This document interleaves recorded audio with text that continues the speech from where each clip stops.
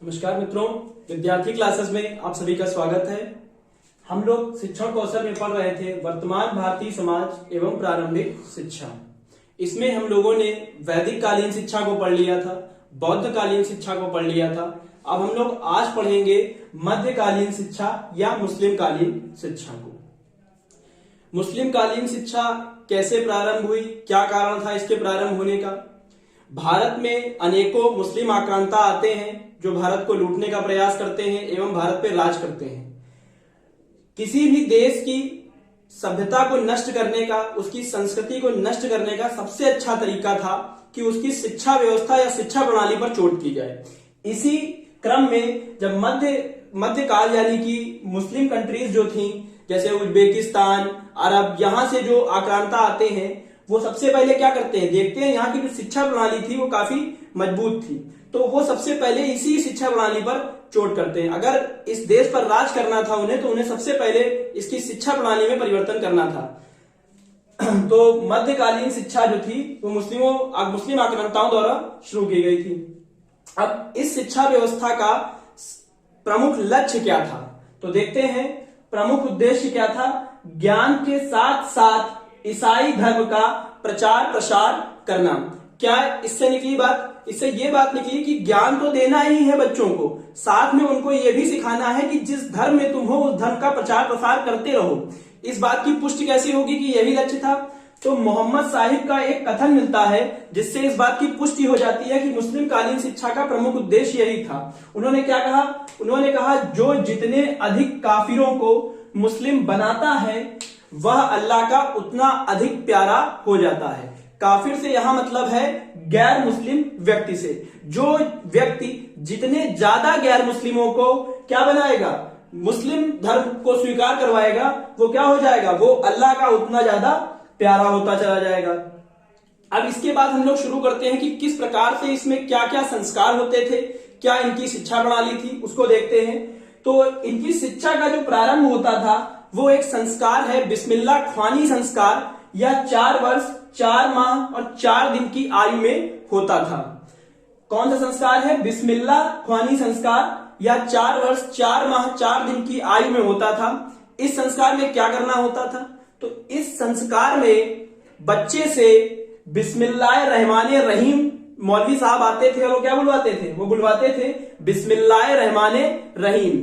अगर बालक यह बोलने में असमर्थ था तो यह कहा जाता था कि खाली बिस्मिल्लाह बोल दे, तो भी उसको मान लिया जाता था कि वो पढ़ने योग्य हो गया है।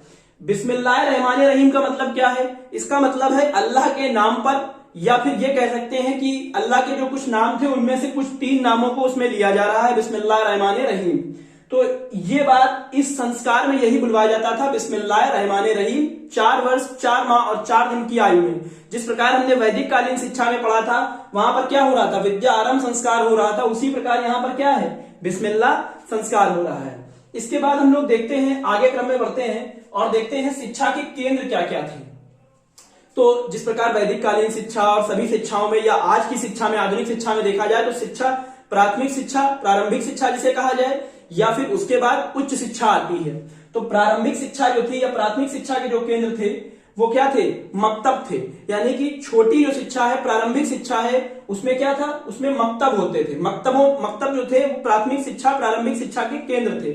यहां पर क्या दिया जाता था, यहां पर क्या होगा, यहां मकतब जो शब्द है यह किससे बना है, या अरबी भाषा के शब्द कुतुब से बना है। किससे बना है, अरबी भाषा के शब्द कुतुब से बना है। और इसका मतलब क्या होता है, कुतुब का मतलब होता है लिखाना। क्या मतलब होता है इसका, लिखना या लिखाना।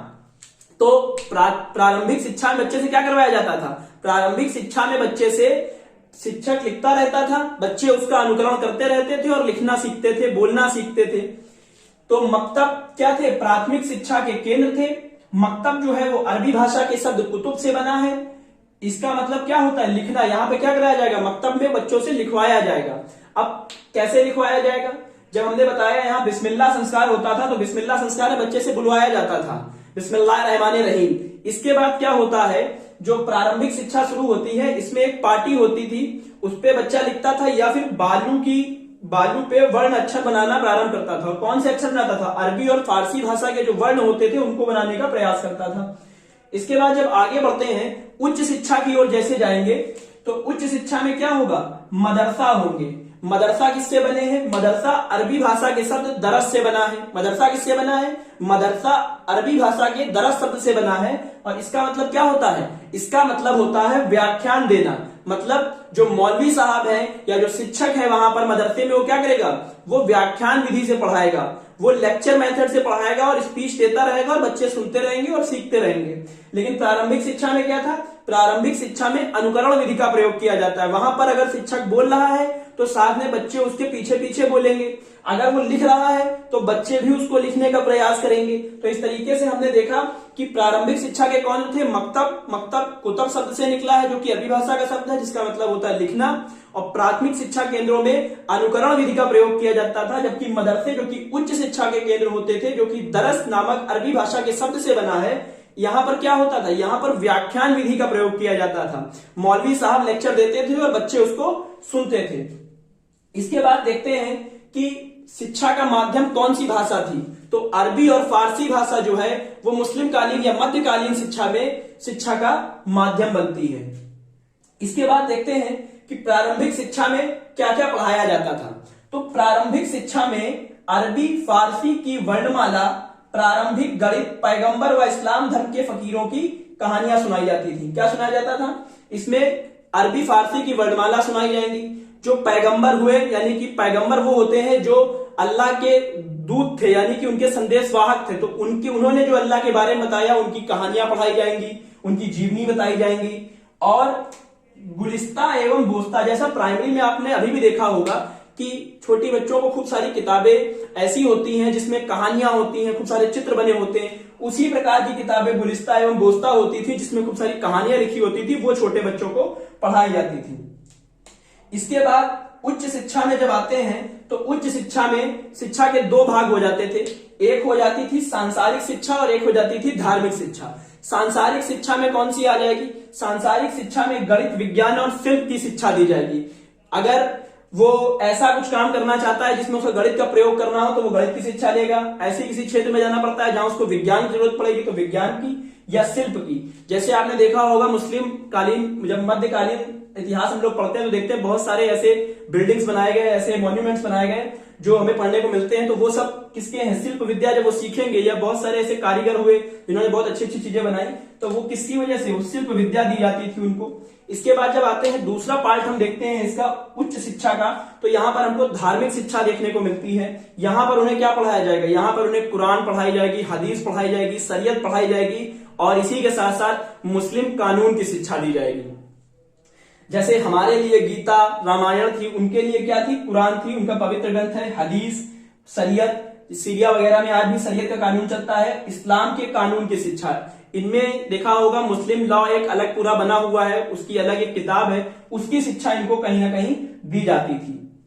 इसके बाद हम लोग देखते हैं, जैसे हमने वैदिक कालीन शिक्षा में देखा था कि बच्चा अगर एक वेद पढ़ता है तो स्नातक 2 वेद पढ़ता है, 3 वेद पढ़ता है, उसको उपाधियां अलग अलग मिलती थी, रुद्र, वसु, इस प्रकार की उपाधियां मिलती थी। इसी प्रकार से जब हम मुस्लिम कालीन शिक्षा को देखते हैं तो यहाँ पे भी कुछ उपाधियां देखने को मिलती हैं। जैसे आमिल, आमिल क्या होगा, अगर कोई इस्लाम धर्म का ज्ञाता है, उसको धर्म का पूरा ज्ञान है, तो वो क्या कहलाएगा, उसने धर्म पर शिक्षा, धर्म की शिक्षा ली है, उसने धार्मिक शिक्षा में गया है वो, तो उसके बाद वो क्या बनेगा, आमिल बनेगा।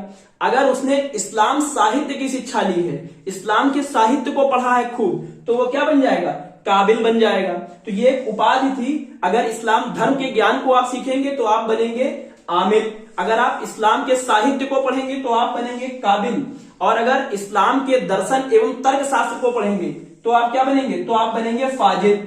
और अगर इस्लाम में आप गणित सीखना चाहते हैं और गणित की शिक्षा लेते हैं तो आप क्या बन जाएंगे, रियाजी बन जाएंगे। वैसे भी कहा जाता है गणित का क्या करना पड़ता है, खूब रियाज करना पड़ता है, तो इसलिए वो क्या बन जाएगा, रियाजी बन जाएगा। इसके बाद हम लोग देखते हैं कि यहां पर जैसे प्रकार की वर्तमान शिक्षा में देखा जाए, गरीब छात्रों के लिए ईडब्ल्यूएस आरक्षण की व्यवस्था या फिर छात्रवृत्ति की व्यवस्था है, उसी प्रकार से मुस्लिम कालीन शिक्षा में भी गरीब छात्रों को छात्रवृत्ति दी जाती थी। और इसके साथ हम लोगों ने वैदिक कालीन शिक्षा में देखा था कि वहां पर मुस्लिम महिलाओं की जो शिक्षा थी वो ठीक ठाक थी। ओपला, गार्गी ऐसी विदुषी महिला हमको मिली थी। लेकिन यहाँ पर जब देखते हैं तो यहाँ पर ऐसे तो मदरसों और मकतब में स्त्रियों का प्रवेश नहीं था, लेकिन जो धनाढ्य वर्ग की महिलाएं थीं वो मौलवी साहब उनके घर पर आते थे उनको पढ़ाने। तो इस प्रकार की होम ट्यूशन की व्यवस्था कहीं ना कहीं हमको मुस्लिम कालीन शिक्षा में महिलाओं के लिए देखने को मिलती है। परीक्षाएं मुस्लिम कालीन शिक्षा में नहीं होती थी, वैदिक कालीन शिक्षा में भी परीक्षाएं नहीं होती थी। और इस परीक्षा नहीं होती थी तो बच्चा अगली कक्षा या अगले दर्जे में कैसे जाएगा? तो परीक्षा ना होने के बाद भी बच्चा अगली कक्षा में अगर मौलवी साहब कह देते हैं कि नहीं तुमने ये चीज पढ़ ली है, तुमको ये चीज आ गई है, तो बच्चा अगली कक्षा में प्रवेश कर जाता था। शिक्षण विधियां कौन कौन सी थी हमने आपको पहले ही बताया कि मकतब में क्या होगा, अनुग्रहण विधि का प्रयोग होगा, और मदरसे में क्या होगा, मदरसे में व्याख्यान विधि का प्रयोग किया जाएगा। इसके बाद एक चीज आती है कि छात्र को क्या कहा जाता था मुस्लिम कालीन शिक्षा में और शिक्षक को क्या कहा जाता था। तो हम यहां देखेंगे छात्र को क्या कहा जाएगा, शागिर्द कहा जाएगा, और शिक्षक को क्या कहा जाएगा, उस्ताद या मौलवी कहा जाएगा। इसी के बाद हम लोग कुछ शिक्षा के केंद्र को भी देख लेते हैं कि जिस प्रकार वैदिक कालीन शिक्षा में हमने प्रयाग और वाराणसी, बनारस इन सबको देखा था, उसी प्रकार मुस्लिम कालीन शिक्षा में हमको क्या देखने को मिलते हैं, आगरा, दौलताबाद और बुदायूं जैसे शहर मिलते हैं जहां पर मुस्लिम कालीन शिक्षा के केंद्र बन के उभरते हैं। इस प्रकार से हम लोगों ने मध्यकालीन शिक्षा को पढ़ा। आगे भी आप लोगों के लिए ऐसी और वीडियो आती रहेंगी, हम लोग शिक्षण कौशल में आगे बढ़ते रहेंगे। धन्यवाद।